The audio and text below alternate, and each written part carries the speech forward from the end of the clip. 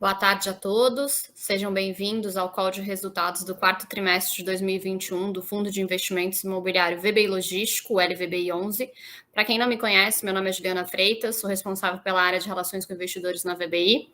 Gostaria de informar que este webinar está sendo gravado e esta apresentação estará disponível no site do fundo, www.vbiblog.com.br, e também no YouTube da gestora.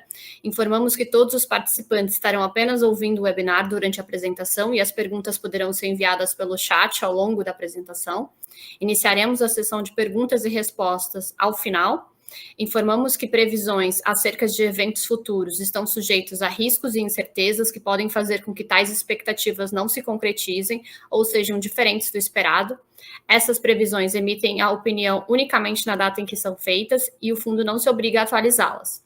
Agradeço a presença de todos e passo a palavra agora ao Alexandre Bolsoni, Head de Projetos no segmento logístico da VBI, que liderará essa apresentação. Boa tarde, Alexandre. Olá, pessoal. Boa tarde a todos. Muito obrigado pela presença que estão nos acompanhando e também aqueles que vão nos acompanhar depois na sessão gravada. Estamos aqui hoje, como a Juliana já colocou, para falar um pouco aí dos acontecimentos do LVBI, em especial no quarto trimestre de 2021. Durante essa apresentação, com esses tópicos que a gente tem na tela, a gente vai falar um pouquinho do fundo, como que está o panorama de mercado de imóveis no segmento logístico, os destaques aí do último trimestre do ano 2021, como que o nosso portfólio vem se performando no mercado e ao longo aí do histórico do fundo, um pouco dos resultados financeiros, as distribuições que tivemos, e teremos aí, ao final da apresentação, um espaço aberto para perguntas e respostas que vocês possam vir a ter. Então, entrando um pouquinho já na nossa apresentação, a ideia é fazer uma apresentação com dados do que a gente já vem apresentando para vocês e a nossa sensibilidade com relação aos eventos. Lembrando um pouquinho aí o que é o fundo, né, para os cotistas que têm entrado aí recentemente. Hoje a gente tem mais de 43 mil cotistas no nosso fundo. Lembrando que os três pilares do nosso fundo, da nossa estratégia de investimento, são proporcionar ao fundo um portfólio de ativos líquidos, que significa isso, boa localização e com altas especificações técnicas, ou seja, ativos líquidos que possam atender diferentes usuários, diferentes locatários. O nosso objetivo para esse fundo é ter um portfólio diversificado.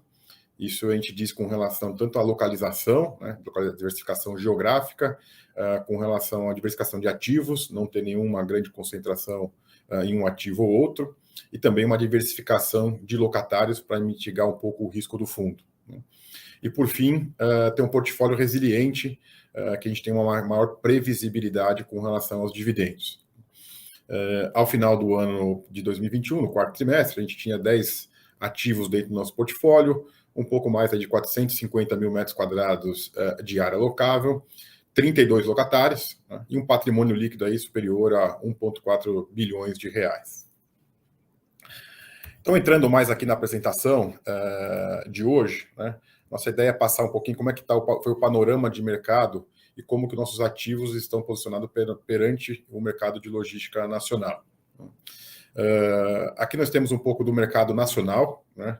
É importante sempre lembrar que o mercado logístico, de imóveis logísticos industriais, é um mercado muito novo e vem num momento aí de transformação, ou seja, vem em crescimento muito forte, e essa transformação vem acontecendo principalmente pela grande demanda de empresas relacionadas ao e-commerce. Ainda o Brasil é um mercado subofertado quando comparado com outros mercados internacionais, Estados Unidos e Europa, mas é importante sempre salientar que, no nosso entendimento, existem bastante diferenças intrarregionais entre estados, sem dúvida nenhuma, mas principalmente as regiões dentro de cada estado, de cada mercado, os submercados, como a gente costuma falar, existem diferenças importantes no nosso entendimento e que nos baseiam aí na nossa estratégia de investimento para o fundo. Então, falando um pouco mais de Brasil, como eu disse, o ano de 2021 foi um ano muito pujante para o mercado de logística, né? Em termos de estoque total, que é a quantidade de metros quadrados que existe no mercado hoje, foi um crescimento sempre orgânico, né, significativo. O mercado cresceu aí 11%. E a gente viu aí no ano passado um mercado muito favorável aos proprietários de imóveis logísticos. Como que a gente vê isso? Basicamente, uma demanda muito forte durante todo o ano do ano passado, que já vinha desde 2020, o que acarretou uma queda na vacância significativa, né? O mercado Brasil tinha, ao final de 2020, algo em torno de 15% de taxa de vacância, e teve uma redução aí para 12%, uma taxa de vacância média, ao final de 2021. E aí, de uma maneira bem simplista, lei da oferta e da demanda, quando você tem uma oferta maior e a vacância diminuindo, a gente tem sim um incremento de preço, né? Então, aí os proprietários de imóveis no segmento logístico, no caso o LVBI, pudemos ver aí um aumento do valor de locação dos galpões logísticos no Brasil como um todo. Essa situação do mercado brasileiro se aplica de diferentes maneiras em todo o Brasil. Que nós veremos aqui, daqui para frente nos próximos slides, os mercados onde estamos inseridos, como que se comportou. O primeiro deles que a gente apresenta aqui é o mercado de São Paulo, onde nós temos nossa principal posição, né? Dentro da nossa estratégia de investimento macro do fundo, a gente sempre procurou ter algo em torno de 50% do nosso portfólio no estado de São Paulo. Hoje temos algo em torno de 43% do nosso ativo no estado de São Paulo.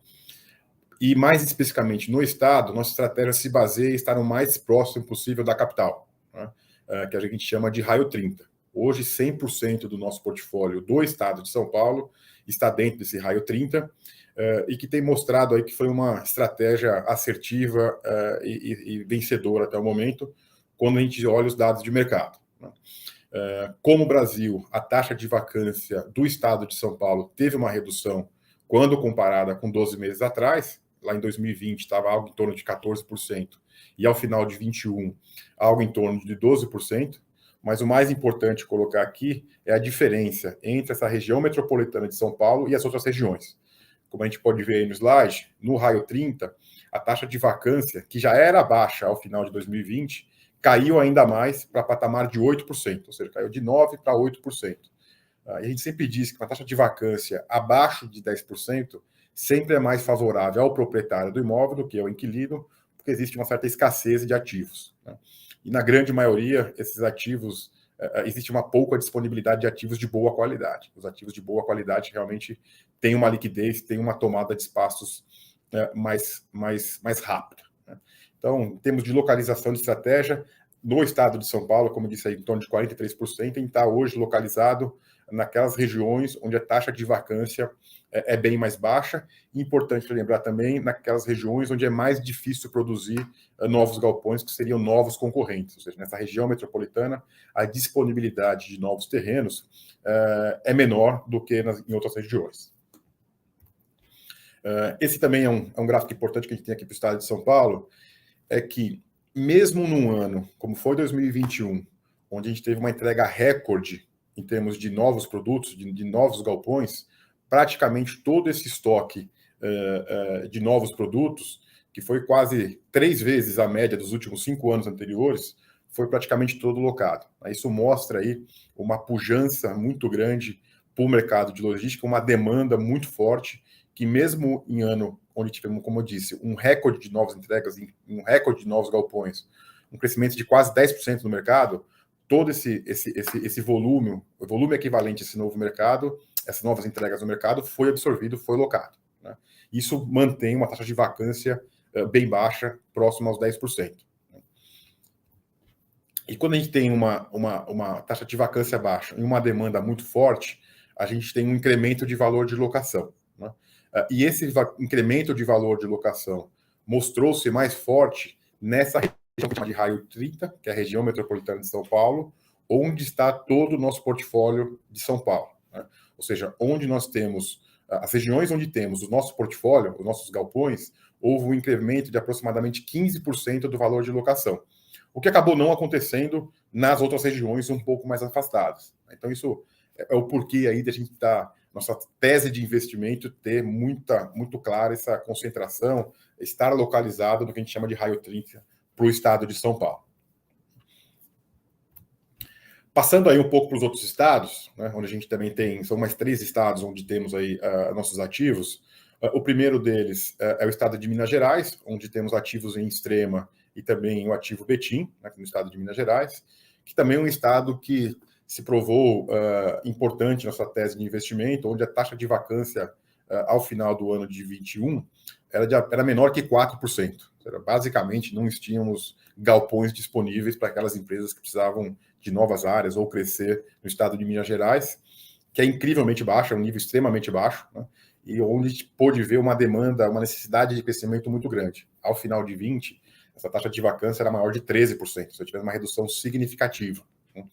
Ou seja, e o porquê disso? Basicamente, o estado de Minas Gerais é uma região difícil de se produzir novos galpões. A velocidade de produção naquele estado é um dos obstáculos, e por isso que a gente gosta, quando é difícil produzir oferta concorrente, a gente gosta de estar nesse tipo de lugar, por isso que a gente fez 2 investimentos, né? Um em Extrema, foi o início do fundo, e depois o ativo Betim, onde também pudemos ver, aí, em função dessa demanda de novos espaços, foi 3 vezes maior em 2021, quando comparamos os últimos 5 anos, também vimos aí um aumento significativo de valor de locação por todo o estado de Minas Gerais. Quando olhamos aí para um terceiro estado, que também temos uma posição importante, que é no estado do Paraná, mais especificamente lá na região metropolitana de Curitiba, o mesmo processo aconteceu. Né? A taxa de vacância ao final de 21, quando comparada com 20, também houve uma redução, patamar de 11% para alguma coisa próxima a 9% ao ano, né? Lembrando que está um pouquinho acima que os demais, mas qualquer coisa abaixo de 10%, o mercado já fica mais favorável ao proprietário, nos casos, nós aqui, cotistas e gestores e gestor aqui do fundo do LVBI. Né? Importante lembrar que acho que um ponto que a gente puxa aqui do estado do Paraná é um estado onde houve muita pouca produção nos últimos anos de ativos de boa qualidade. Né?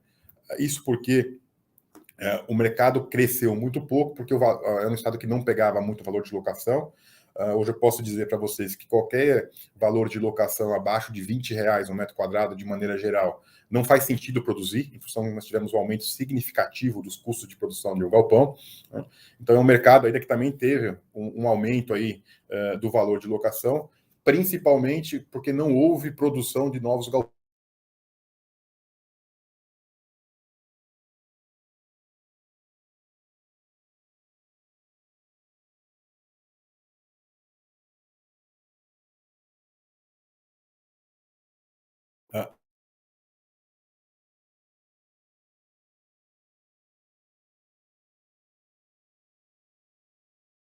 Que é o ativo Aratu, é uma aquisição do ano passado.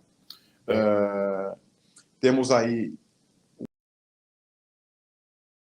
posição importante e também um estado onde houve uma redução grande com relação à taxa de vacância. A taxa de vacância ao final de 2020, nós tínhamos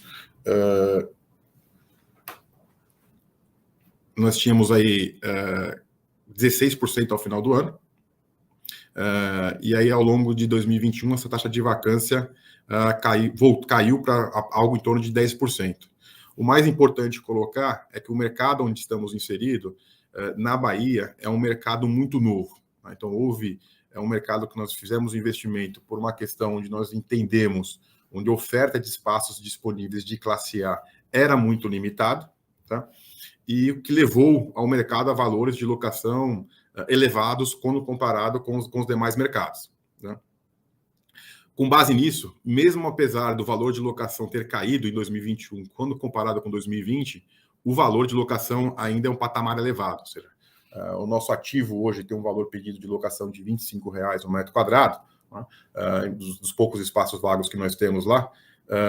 Então é o único ponto que a gente coloca aqui, que mesmo ainda tendo caído o valor de locação na Bahia, estamos num ponto bem favorável ainda ao ativo do fundo, que é o ativo Aratu, porque temos uma boa margem de segurança ainda para ter o retorno esperado quando nós fizermos o nosso investimento. Então, de maneira geral, para a gente fechar aqui a parte de mercado, o que eu gostaria de dizer nós tivemos aí, os investimentos foram feitos de acordo com uma estratégia de investimento que tínhamos definido desde a época do IPO do fundo, né? E nesse momento essa estratégia tem se mostrado acertada, né? Assim, em função, basicamente, temos ativos bem localizados, de qualidade, em mercados que se portaram muito bem nos últimos 2 ou 3 anos. Tá? Então, acho que esse nos dá uma resiliência, aquilo que a gente procurava dentro do fundo, proporcional aos cotistas. A gente conseguiu ainda já mostrar um pouco do histórico do fundo, que essa resiliência tem sido possível em função da boa demanda de mercado e a baixa taxa de vacância onde estamos inseridos. Então, passando aí já para o que aconteceu realmente no fundo no quarto trimestre de 21, nós temos três destaques que a gente poderia comentar aqui. Um mais na parte comercial, nós tivemos uma redução ainda maior da taxa de vacância física do fundo, apesar de não impactar na taxa de vacância financeira em função dos acordos com os vendedores que nós tínhamos. Tivemos uma alocação aí de aproximadamente 10 mil metros quadrados de área locável, lá no ativo Aratu. Lembrando que o ativo Aratu nós compramos com eles com algumas áreas ainda vagas, e praticamente a gente zerou a taxa de vacância, tem um único módulo disponível lá em Aratu, que é todo o espaço vago hoje do fundo como um todo, representa apenas 0,5% do nosso portfólio. Outro ponto que vale destacar ainda no nosso fundo foi a assinatura de um aditivo ao instrumento de alavancagem que nós herdamos quando da aquisição do ativo Betim e do ativo Jandira. Né? Essa alavancagem tinha previsto o início do pagamento do principal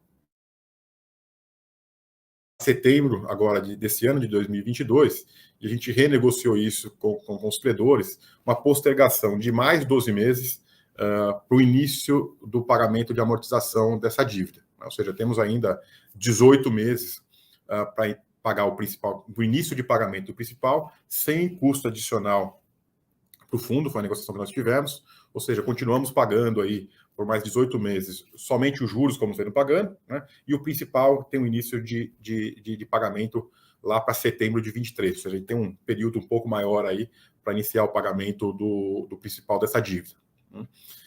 E acho que o outro grande destaque que temos aí durante o quarto trimestre foi a evolução das obras e dos ativos que estão em desenvolvimento. Né? O primeiro que a gente coloca aqui para vocês é a evolução do Galpão 2 do ativo Aratu. Desculpe. Lembrando que esse Galpão 2 é um BTS para B2W Lasa, que está em construção e possui término previsto aí para o segundo trimestre de 22. Dentre os serviços já finalizados, tivemos a parte de fundação, pilares e cobertura e pré-moldados. E hoje, basicamente, temos em andamento as questões de pavimentação externa, o principal ponto, e o piso do galpão em si. Ao final aí do último mês, a gente estava algo em torno de 81% da obra já executada. Outro ativo que também está em construção, e esse fez a aquisição aí junto à BR Properties no ano passado, é o ativo Cajamar, que é um galpão logístico de aproximadamente 35 mil metros quadrados, também com previsão aí ao final do segundo trimestre de 2022. Ele já está hoje todo com uma parte de piso, pilares, vigas e cobertura totalmente finalizados, como a gente pode ver aí na foto. E basicamente o que está em andamento hoje são os serviços relacionados à parte de instalações, mezaninos e pavimentação e acabamentos externos. A gente tem aproximadamente 66% dessa obra já executada.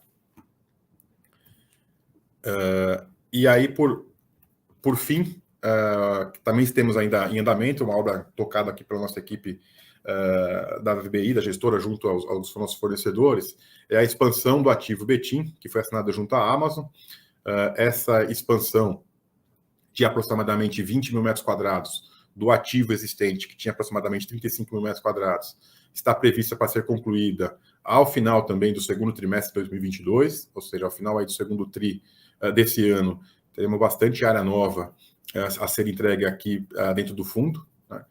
Os serviços já finalizados, basicamente, são a parte de fundação, pilares e cobertura, e nesse momento é mais a parte de instalações e o piso do galpão em si. Ao final aí do último mês, a gente tem aí aproximadamente 54% dessa obra já concluída.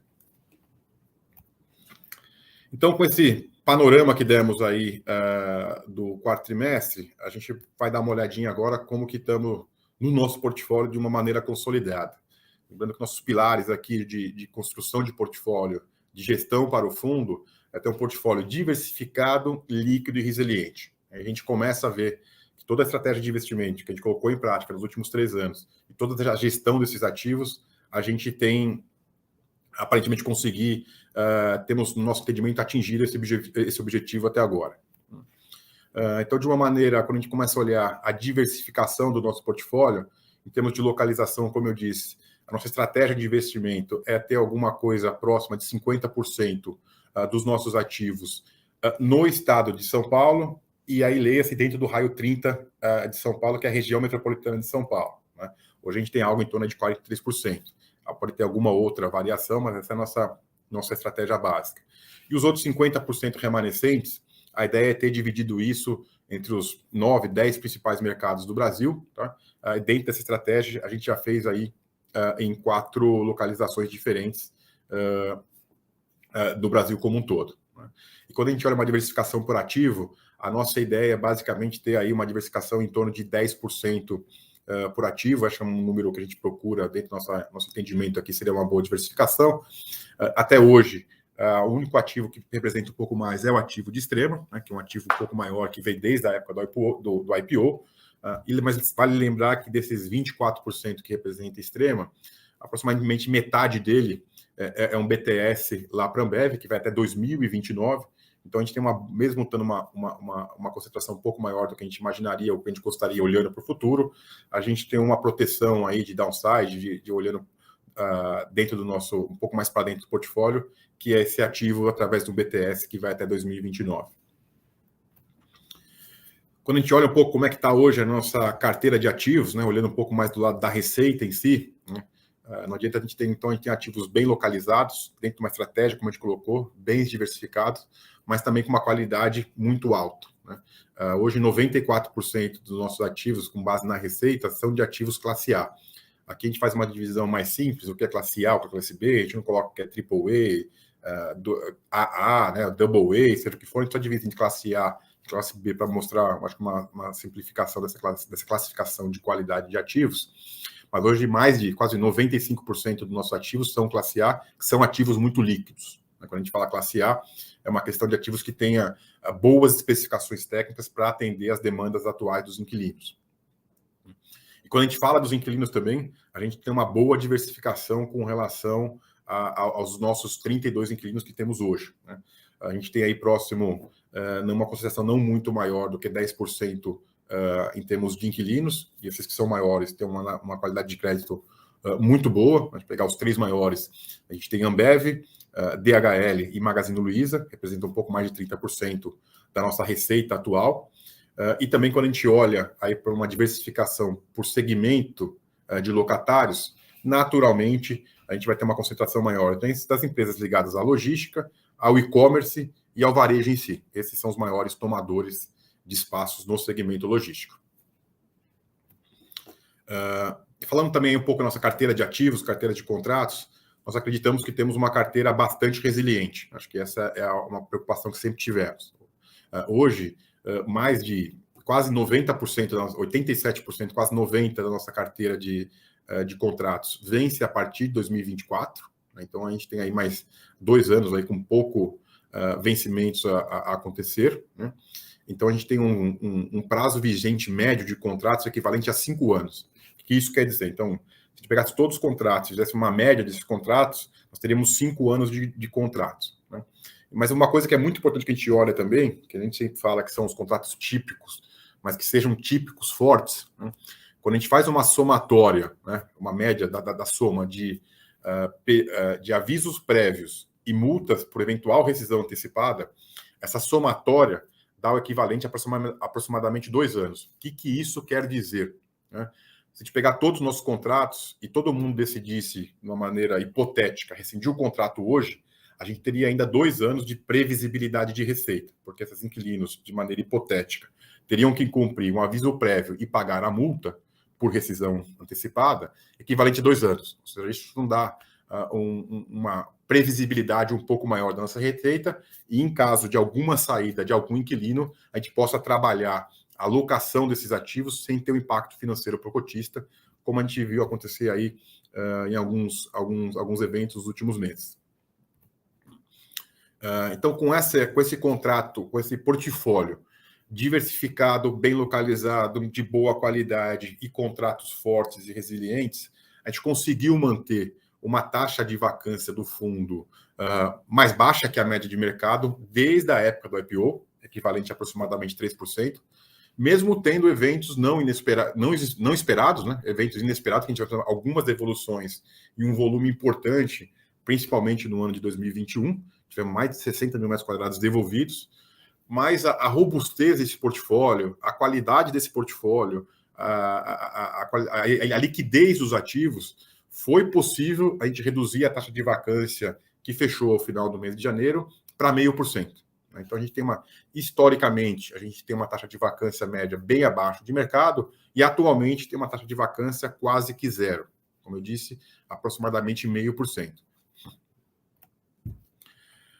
Então, de maneira geral, a gente vê um pouco dos nossos ativos e um pouco do valor patrimonial e um pouco de valor de mercado, né?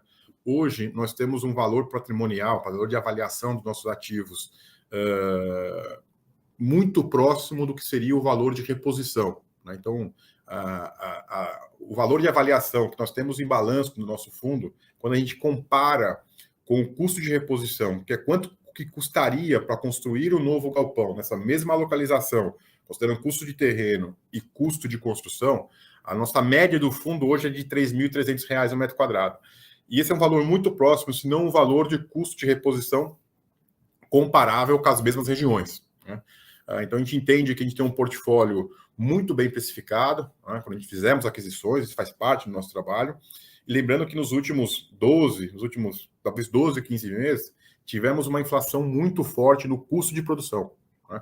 Então, o que isso quer dizer? O nosso portfólio, no preço de avaliação, no preço dos ativos, tem talvez o mesmo custo de se produzir um novo. Então, é uma boa oportunidade aí você comprar sem um certo risco.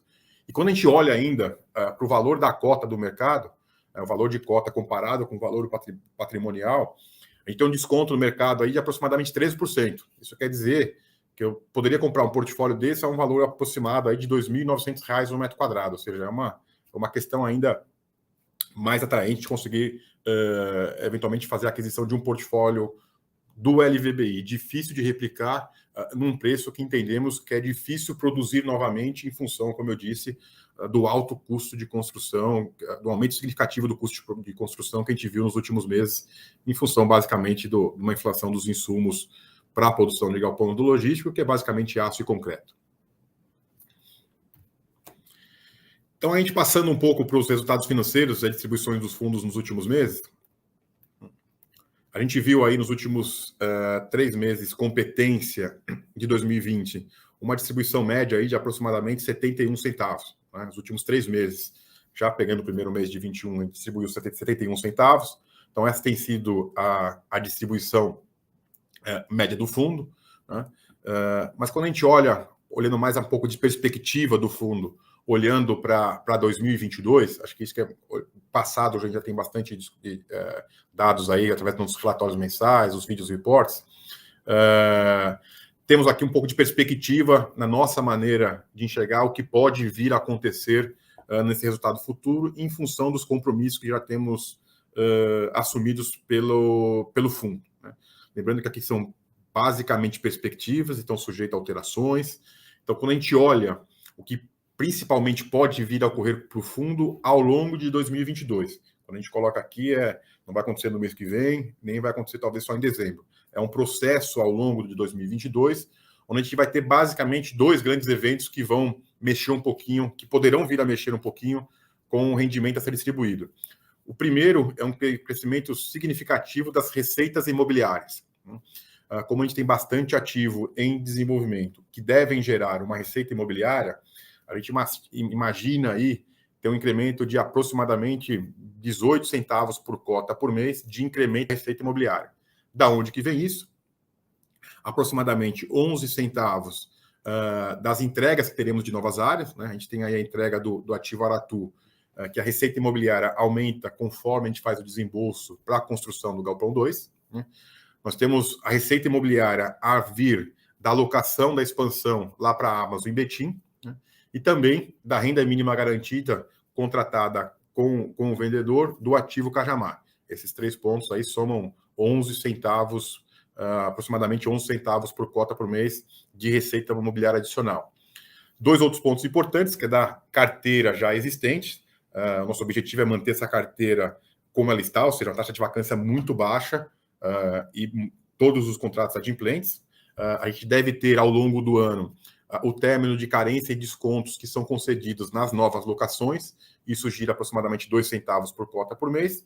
E, por fim, uma estimativa nossa aqui de aproximadamente 5 centavos por cota por mês, que é a correção monetária dos contratos. Cada contrato tem a sua correção mês a mês que vai acontecendo.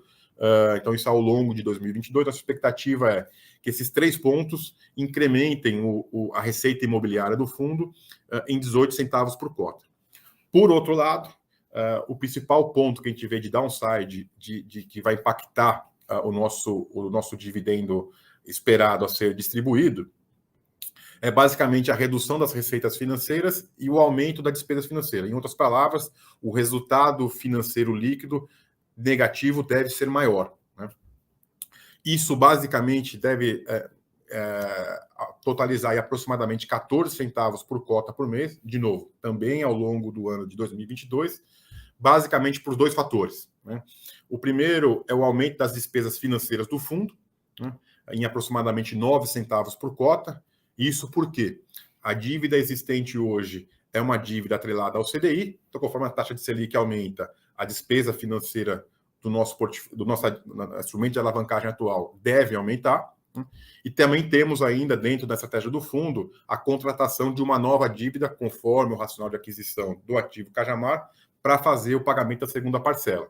Então, com o aumento da Selic previsto ainda em correr durante o ano de 2022, conforme a previsão de mercado, e os juros da dívida a ser contratada para o ativo Cajamar, a gente chegaria a algo em torno de 9 centavos adicionais por cota por mês de despesa financeira. E, uma vez que o caixa disponível do fundo vai ser aplicado nas obrigações que temos no ativo Aratu e outras obrigações do fundo, a nossa receita financeira vai ser menor. Então, hoje, que é algo em torno de 5 centavos, devemos perder aí algo em torno de 5 centavos por cota de receita financeira, e totalizando, então, um aumento de despesa financeira e a perda da receita financeira, o aumento da despesa financeira e a redução da receita financeira, totalizaríamos aí uma perda de rendimento de aproximadamente 14 centavos por cota, sendo que o net disso dá algo em torno de 4 centavos por cota adicional ao longo do ano de 2022. Vale uma vez salientar que isso não é promessa, são nossas expectativas, o que pode vir a acontecer dentro do fundo, em condições normais, aí, desconsiderando eventuais inadimplências, eventuais saídas, que não existe nenhuma hoje programada, e que deveria aí acontecer hoje no fundo ao longo de 2022. Falando também um pouco de projeção para o fundo para o longo de 2022, a gente olha um pouquinho como é que está o caixa do fundo e as nossas obrigações, né? Como eu disse anteriormente, a gente tem uma movimentação. Hoje o fundo, ao final de dezembro, nós tínhamos um pouco mais de 90 milhões de reais em caixa, e a expectativa é fechar o ano de 22 com um pouco mais de 12 milhões de reais em caixa. Nós temos 3 desembolsos relevantes, né?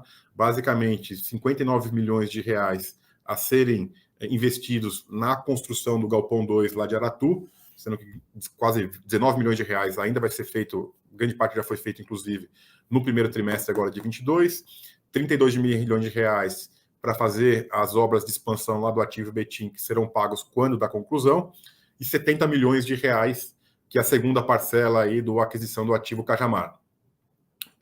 Esse montante vai ser custeado com o caixa existente de um pouco mais de 91 milhões de reais e a nova dívida que já estamos trabalhando para fazer a captação desse dinheiro, de aproximadamente 86 milhões de reais, que a gente vai buscar esses recursos até de uma estruturação da dívida, como do racional de aquisição, como descrito do racional de aquisição da época lá do ativo Cajamar. Então, teremos desembolsos aí nos próximos 3 trimestres, principalmente, como eu disse anteriormente, por isso que a receita financeira deve cair ao longo do ano. Importante lembrar também aí que, mais uma vez, que a gente fez a renegociação do início do pagamento do principal da dívida atrelada ao ativo Jandira e Betim. E aí, por fim, temos de perspectivas e olhando o ponto para 2022, da maneira mais da gestão aqui dos ativos em si do fundo, se a gente pudesse destacar aí 3 pontos importantes, que são os 3 pontos principais para a gestão. 3 pontos que a gente mantém aqui como uma das nossas metas o primeiro ponto é manter o portfólio com a taxa de vacância mais baixa possível, né? Hoje a gente está em 0,5%, então ter todos os inquilinos adimplentes e manter o portfólio atual com a taxa de vacância, se possível, zerada. Esse é o nosso objetivo aí para os próximas semanas, né? Tem um único módulo lá em Aratu pronto, disponível, que é 3 mil metros quadrados, que dá esse 0,5% do portfólio como um todo. O outro ponto que nós olhando um pouco mais para frente, nós teremos aí aproximadamente 45 mil metros quadrados sendo entregues vagos, né? Todos eles aí ainda em período de renda mínima garantida. Temos 3 lá no ativo Aratu, a gente tem aproximadamente 3 mil metros quadrados hoje já pronto com renda mínima garantida, e teremos mais 6 mil metros quadrados a serem entregues que estão vagos no Galpão 2. Do Galpão 2, 90% dele já está pré-locado através de um BTS para a B2W Lojas Americanas, e 6 mil metros quadrados já está ainda disponível para locação, que entrega só em junho ou julho desse ano. E o outro desafio importante na parte comercial nossa é o ativo Cajamar, que também tem uma previsão de entrega aí ao final do segundo trimestre de 22, com uma renda mínima garantida por mais 12 meses. Então, mesmo tendo a renda mínima garantida, um grande desafio que a gente tem, mesmo não tendo nenhum impacto financeiro, o nosso objetivo aqui é zerar a vacância física e não depender da renda mínima garantida, né? É o nosso grande desafio aí para 22 na parte comercial. E, por fim, na parte de fluxo de caixa do fundo, nosso grande desafio é fazer essa captação de recursos para o pagamento da segunda parcela do ativo Cajamar. Essa captação de recursos, o nosso cenário base é fazer através de uma estruturação de uma dívida, algo em torno de 80 milhões de reais, como previsto anteriormente. Então, esse é um patamar um pouco que a gente tem para o fundo. Eu encerro por aqui a apresentação e fico à disposição para vocês, eventuais perguntas que vocês possam ter e a gente possa responder nesse momento. Bom, por enquanto nós recebemos 3 perguntas ao longo da apresentação. A primeira delas é do Renan. Ele nos pergunta qual a estratégia do fundo em relação ao ativo Extrema no médio e no longo prazo. Bom, da maneira macro, aqui ver se eu posso responder a sua pergunta da melhor forma, Renan. O ativo Extrema foi um dos primeiros ativos, junto com o ativo Guarulhos, que faz parte do fundo, ele fez desde o IPO. É uma região hoje onde a taxa de vacância é praticamente zero, né? O ativo Extrema tem, se a gente dividir ele, são 120 mil metros quadrados de área construída, sendo que 60 mil, como eu disse um pouquinho antes aqui na apresentação, é um BT.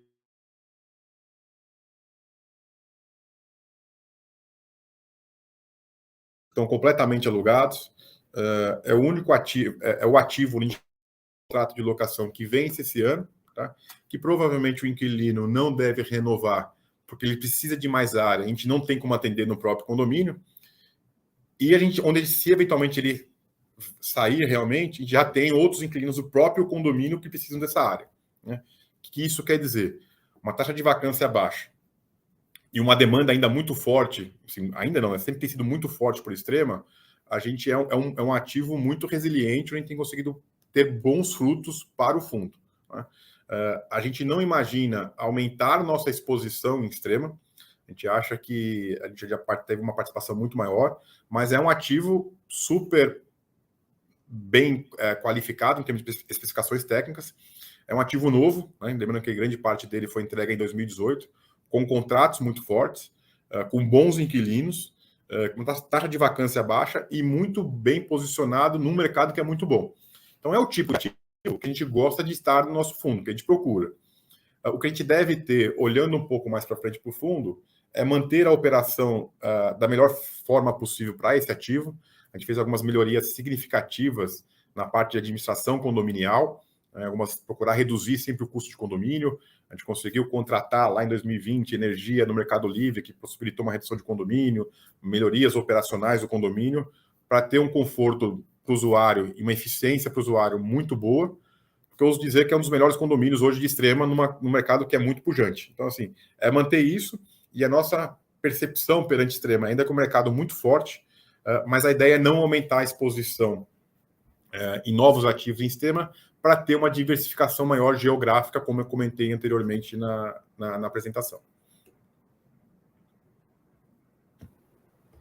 A próxima pergunta é sobre o ativo Mauá, né? E ela consiste em saber se a gente tem alguma preocupação em relação ao inquilino, né? Ao dia por cento. E como é que é o nosso relacionamento com ele, como é que é o nosso acompanhamento da situação financeira da empresa. Bom, vamos lá. Dando um pouco de histórico aí do ativo Mauá. O ativo Mauá, o CD de distribuição lá do dia, é um centro de distribuição, talvez, não vou falar que é o mais importante, mas pelo menos é o mais novo e o mais eficiente de toda a rede do dia, né? Aqui na região metropolitana de São Paulo, eles tinham um outro centro de distribuição que ficava em Guarulhos, e a operação saiu de Guarulhos e foi para Mauá, né? Porque basicamente um imóvel mais novo, feito sob medida, mais eficiente, e talvez hoje seja o principal centro de distribuição do dia para a região metropolitana de São Paulo, que é o principal mercado da rede no Brasil. Talvez, então, assim, em termos estratégicos para a companhia, o nosso entendimento, que a gente pode apurar perante o inquilino, ele é vital, né? Eles não conseguem aí, talvez, fazer a operação que eles têm hoje sem esse CD. Esse é um dos pontos que a gente sempre olha na aquisição dos nossos ativos. E muito difícil de ser replicado, porque aproximadamente 20% desse ativo tem uma área refrigerada, o dia é uma rede de supermercados, então precisa de algumas especificações mais elevadas do que um galpão um pouco mais simples. Provavelmente, eu imagino que essa pergunta vem porque um dos principais acionistas da rede de dia, a rede de dia é uma rede internacional, um dos principais acionistas, investidores do dia, é um russo, né?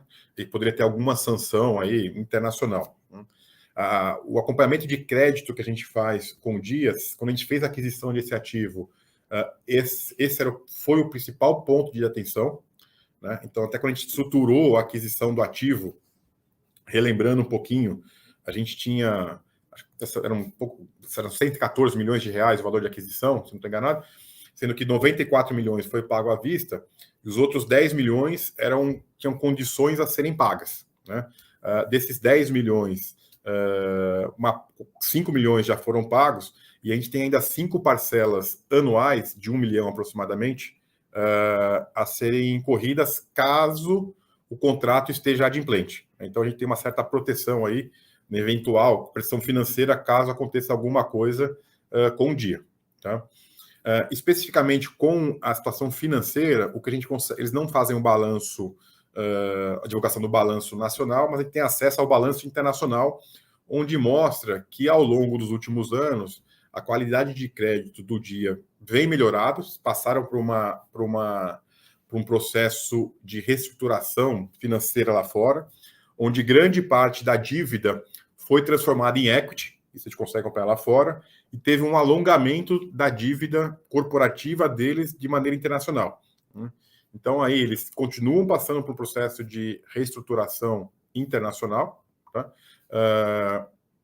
E tem melhorado bastante nos últimos anos. Mas estamos sempre atentos, mas o que a gente pode acompanhar de toda o turnaround, né, a reestruturação do dia, tem se mostrado positivo, né?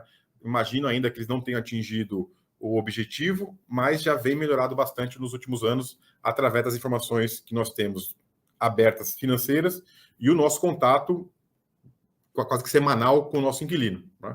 Lembrando que faz parte do nosso trabalho aqui junto aos nossos locatários, nós fazemos vistorias técnicas ainda uma movimentação muito grande lá no ativo. A próxima pergunta é sobre a alavancagem do fundo, né? Então, uma outra pergunta do Renan, ele quer entender se existe algum tipo de alavancagem no fundo, uma visão de alavancagem para o fundo no longo prazo, né? Que se a gente considera que existe um nível de taxa de juros onde a gente tem uma preferência por quitar integralmente, né, a alavancagem existente do fundo, ou se a gente tem algum posicionamento em relação ao que seria uma alavancagem saudável para o fundo, no longo prazo? Basicamente, esse tipo nessa linha, as duas perguntas que vieram em relação à alavancagem. Em termos de alavancagem, esse tamanho de alavancagem, o quanto representa da alavancagem do fundo, a gente imagina que das dívidas, das alavancagens que nós temos hoje, algo em torno de 120 milhões de reais do ativo Jandira e Bentin, mais aproximadamente aí 20 milhões de reais do ativo Aratu, e aí aproximadamente mais 80, essa nova alavancagem que nós vamos ter, que dá algo em torno de um pouco mais de 200 milhões de reais, é o montante que teremos para o LVBI. Não imaginamos ter outra nova dívida, nova alavancagem, além dessa nova que teríamos com o ativo Cajamar. Isso representa aí aproximadamente 13%, 14% do nosso ativo. Então, a gente acha que esse é um tamanho razoável, a ideia é não aumentar, né? O que a gente pode escolher aí, talvez discutir um pouco que é melhor ter CDI mais ou IPCA mais. A nossa ideia não é entende que o nosso trabalho aqui é, sem dúvida, minimizar o custo dessa dívida, né? São dívidas que tem que ser agregar valor para o fundo, tá? Mas a gente vai provavelmente dar uma balanceada em termos de CDI mais ou IPCA mais, né? Hoje, a dívida que temos lá em Jandira e Betim é aproximadamente CDI mais 2, CDI 2,25, então é atrelada a CDI, né? Os outros 100 milhões aproximadamente, dos 20 já contratados aproximadamente, é IPCA mais 1, ou seja, ligado ao IPCA, e imaginamos que essa dívida a ser contratada para Cajamar também vai ser uma estrutura de IPCA mais. Então, a gente não quer ficar operando, vamos chamar assim, IPCA ou CDI, a gente quer realmente ter o menor custo, né? Mas deve ficar algo em torno aí de 120 milhões aproximadamente com CDI mais e 100 milhões de reais aproximadamente IPCA mais, sem novas dívidas, né? Então, acho que essa é a perspectiva que a gente vê do fundo olhando para frente. Nós recebemos algumas perguntas também relacionadas às perspectivas de uma nova emissão, né? Então, eles querem entender se a gente tem uma perspectiva de uma nova emissão esse ano e caso nós tenhamos, né, o que seria um trigger, né, que faria nos motivar a fazer uma nova emissão, se a gente tem uma condição mínima, por exemplo, uma valorização do valor da cota no mercado secundário mais próximo ao valor patrimonial, enfim, entender um pouco mais a nossa cabeça sobre esses próximos passos de crescimento para o fundo. Nós imaginamos ainda que o fundo, assim, quando a gente pegar lá o IPO, a gente imagina que para chegar no portfólio ideal, né, a gente deveria ter pelo menos 2 bi de ativos para ter uma diversificação maior. Sempre na nossa cabeça aqui, VBI da casa, não é crescer o fundo por crescer. O fundo tem que crescer se agregar valor para aquele portfólio que eu já tenho. Então, acho que o que nos motiva a crescer é ter uma diversificação ainda maior de portfólio, em termos de ativo. Tá? A gente falou, a gente quer diluir um pouco mais extrema, quer diluir mais em questão em termos de ativo e mais ainda inquilino, para ter uma diversificação maior de risco. Só vamos crescer se realmente tiver uma criação de valor para o fundo e, consequentemente, para os cotistas. Para o ano de 2022, a gente não está trabalhando com o cenário base de fazer uma nova oferta, né? E não precisamos de todo o nosso cenário base de fazer uma nova oferta para o fundo continuar existindo em condições normais de temperatura e pressão. Lembrando que nós tínhamos aí uma dívida que se iniciava o pagamento em setembro de 22, colocamos mais 12 meses para frente, né? Ou seja, a posição de caixa do fundo com a nova alavancagem do ativo Cajamar é o suficiente para a gente pagar todas as nossas obrigações. Então, hoje, a gente está numa situação onde não temos a obrigação, a necessidade de fazer uma nova captação e fazemos dessa forma justamente para só fazermos uma nova captação, uma nova emissão, se for agregar valor para o fundo. Esse é um mantra nosso aqui e isso a gente não abre mão. Quando que faria sentido nós fazermos uma nova emissão? Sem dúvida nenhuma, o que nos pega um pouco é o valor da cota ter um desconto significativo ainda, e talvez, não vou exagerar, mas assim, tem um desconto onde você consegue comprar um imóvel em portfólio desse com bastante desconto, com preço que você não consegue produzir novamente, né? Então, a gente entende que para fazer uma nova emissão, teríamos que identificar alguma oportunidade de criação de valor para o fundo, né? Então, teríamos que ter um ativo de muito boa qualidade dentro da nossa estratégia, com boas condições, né? Esse seria um ponto. Outro ponto, mas isso é uma coisa a ser criada, que a gente continua analisando o mercado, mas não temos isso pronto nos próximos meses, poderia adiantar. O que temos hoje, um pouco de vontade de fazer assim, que tiver uma janela melhor de captação, onde talvez se a cota andar um pouco mais próxima do patrimônio líquido, é fazer um pré-pagamento dessa alavancagem que a gente tem. Né? A alavancagem que a gente tem, a CDI, ela não tem uma multa de pré-pagamento. Então, eu tenho um CDI que deve girar algo em torno de 12% mais 2%. Faz sentido eu pagar isso? Faria. Né? Mas tem que entender um pouco melhor, como entender aqui internamente e ir para a mercadez que faz sentido, onde a gente tem um valor de cota no secundário e provavelmente um valor de cota de emissão de uma eventual nova emissão, desde que esteja um pouco mais próximo do patrimônio líquido do fundo. A próxima pergunta é sobre o mercado logístico. O investidor ele quer entender se a gente vê algum risco de sobreoferta de ativos logísticos a partir do final do ano, ou que nós entendemos que esse risco ele é maior para ativos de menor qualidade. Vamos lá. O ano de 2021 foi um ano onde batemos todos os recordes. Né? Temos tantos em termos de demanda quanto em termos de entrega. Acho que a grande dúvida que todo mundo tem é um mercado que está crescendo e quanto que esse mercado pode crescer. O que eu acredito bastante é esse mercado tem ainda muito por crescer, mas ninguém sabe ainda o quanto que aguenta crescer por ano. Né? O que a gente viu em 2021 foi um ano aí de entrega recorde, né? Quase, só o Brasil como um todo, mas vou usar São Paulo como exemplo, um novo estoque muito grande, né? Mas tudo que entregou foi alugado. Né? Sem dúvida nenhuma, não só a qualidade, tá? Mas a localização, o tipo de projeto, a qualidade, a gestão do ativo, o relacionamento com os inquilinos são muito importantes para ter uma maior liquidez. Né? Então, por isso que faz parte da nossa estratégia de investimento é ter ativos bem localizados, flexíveis, para atender diferentes tipos de operações no segmento logístico e que sejam líquidos. Então, esses ativos, sem dúvida nenhuma, saem na frente para serem alugados. Então, no momento de maior demanda, o preço desse ativo sobe, e no momento de mais dificuldade, em algum futuro, a gente sabe que vai ter um momento de maior dificuldade, talvez não no curto prazo, onde vai sofrer menos. Então, esse é o nosso mantra, e isso sim a gente acredita muito e tem se provado nos últimos um pouco mais de 20 anos no mercado imobiliário e logístico, nesses últimos 20 anos isso realmente aconteceu. Né? O que eu posso falar é que a demanda no ano de 2022 tem se mostrado um pouco menor que 21. Né? Isso preocupa? Você gostaria que fosse igual ao ano passado? Gostaria, seria excelente. Mas estava muito acima da média. A gente estava num boom muito forte dos e-commerce, né? Principalmente os top 4, os top 5. Estavam todos se posicionando, então existe quase briga por galpões. Né? Isso está acontecendo mais? Não. Né? Mas o mercado continua crescendo. A gente estava num ponto absurdo.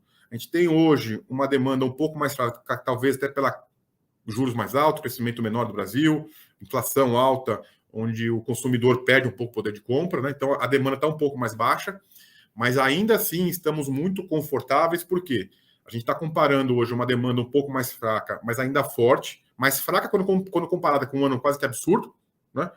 Ou seja, está muito, muito forte, mas ainda forte a demanda atual, mas que pega o mercado num momento extraordinário, que eu digo com baixa taxa de vacância. Né? Então, mesmo ainda, se tem hoje não uma ebulição tão grande no passado, mas mesmo hoje ainda falta produtos de qualidade para serem locados.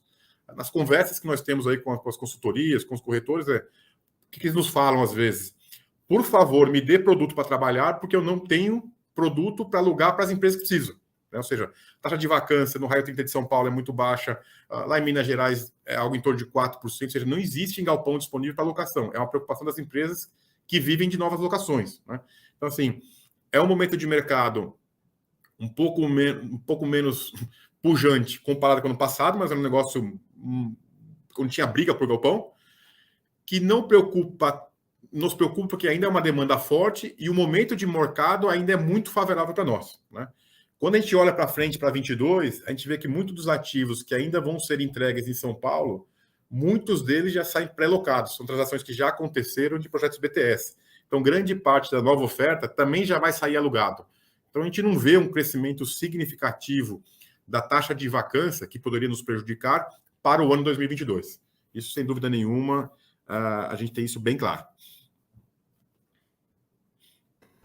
Próxima pergunta é sobre o processo, como anda, né, o andamento do processo de prospecção comercial, né, no ativo Cajamar, né, como tem sido esse processo realizado por nós, a gente já tem tido conversas de pré-alocação, enfim. Sim, hoje o ativo Cajamar é basicamente nosso canhão, mas assim, toda a nossa força comercial está virada para lá, né? A gente tem outras áreas vagas ou disponíveis para locação, que é no ativo Aratu, mas já tem algumas tratativas bem evoluídas para a locação desses espaços, então toda a nossa atenção do LVBI está voltada para a locação de Cajamar. Cajamar é um ativo que tem previsão de entrega aí ao final do segundo trimestre, no final do primeiro semestre de 22, então a gente tem ainda algo em torno de 4 meses para ser entregue. E lá ainda temos 12 meses da renda mínima garantida, que temos 12 meses para fazer a alocação desse ativo sem impacto financeiro para o fundo. Bom lembrar isso. Como que a gente vê o mercado de Cajamar hoje, né? O mercado de Cajamar teve bastante entrega, como eu disse aí, vale para São Paulo, vale especificamente para Cajamar, durante o ano passado, né? Foi um volume alto. E tem bastante entrega, aí tem entregas desse primeiro semestre, entregas que eu digo de novos galpões para lá, um volume razoável, mas muita coisa, eu digo quase que 80% disso já foi pré-alocado, né? Então, vai entregar 50 mil, GLP vai entregar 50 mil metros quadrados, já alugou para vai entregar, já saiu pré-alocado. Então, a Prologis vai entregar, já saiu pré-alocado. Então, do volume de Cajamar, a gente tem aí 2 ativos que são concorrentes, acho que é o nosso, junto com a BR Properties, que a gente está um bom relacionamento com eles, para não ter uma competição interna dentro do empreendimento, e talvez um outro ativo dessa dimensão disponível. Então, assim, a oferta disponível na região não é tão grande, ou seja, que deixa numa boa posição, né? E já estamos, sim, fazendo contato com como que funciona o processo de comercialização aqui na VBI. A gente já tem uma carteira de inquilinos, principais ocupantes de galpão e logístico, já são nossos inquilinos, então já estão em contato com essa turma. Mesmo aqueles que não são inquilinos ainda, temos um bom relacionamento aí, em função de estarmos no mercado já há alguns bons anos, com esses inquilinos. Então, é através de um contato direto com os principais ocupantes e o contato direto com os principais corretores, consultorias imobiliárias responsáveis pela comercialização, né? Então, tem essa divulgação. Já estão acontecendo visitas, uma negociação ou outra começando já a acontecer de maneira mais prática, né? Não temos nada ainda tão avançado, principalmente porque o inquilino precisa ver o galpão ficando pronto, que é o momento que estamos hoje, né? A obra de um galpão é muito rápida, então no momento que a gente está, o inquilino, o locatário já consegue se programar, não, esse galpão vai ficar pronto em junho mesmo, porque está quase pronto, não tem como muito atrasar, que é a preocupação sempre tem. Então, assim, estamos fazendo um trabalho de prospecção realmente ativa, forte, é o nosso foco total, é o grande desafio comercial que a gente tem para o fundo para 2022, é fazer a alocação de Cajamar, independentemente da renda mínima garantida, que vai até junho de 2023. Aquilo lá é uma proteção de downside, de cenário mais pessimista, que a gente não conta, mas estamos sim fazendo essa prospecção da maneira mais ativa possível, que no nosso entendimento se provou de sucesso quando a gente vê as locações que fizemos para 2021, quando a gente locou lá o ativo de Araucária para Magalu, a DHL saiu, a gente conseguiu alugar para Magalu dentro do período de aviso prévio, sem ter um impacto financeiro. A mesma coisa, quando a DHL saiu lá de Extrema, a gente alugou para a Infracommerce praticamente sem nenhum impacto financeiro. Como a gente fez a locação do ativo Aratu praticamente em 6 meses, também sem impacto financeiro, mas tivemos uma boa absorção lá. Ou seja, a gente tem conseguido alguns bons resultados na nossa maneira de trabalhar. Ainda não temos nada que a gente deve divulgar no curto prazo, mas estimamos sim que esse 12 meses aí dentro, a nossa expectativa é que não exista nenhum impacto financeiro do fundo com essa vacância. Tudo que a gente fez até agora, a gente conseguiu alugar os ativos que compramos com renda mínima garantida, todos eles foram alugados dentro do período de renda mínima garantida e com valores igual ou maior que a renda mínima garantida. Então, é o que a gente imagina, é o que a gente espera, nossa tese de investimento para o ativo Cajamar. Bom, Por conta do horário, a gente já está indo para as perguntas finais. Veio uma pergunta aqui também sobre alavancagem. Ele nos questiona, dado o nível atual do CDI, se a gestora ela considera a possibilidade de fazer pré-pagamentos da dívida existente com parte do rendimento hoje recorrente do fundo no curto prazo. Essa é uma boa pergunta, até para a gente poder comparar um pouquinho quando a gente vê, né? A gente acha, às vezes, o CDI mais 2 muito caro quando a gente compara o IPCA mais 5, mais 6, mais 7, né?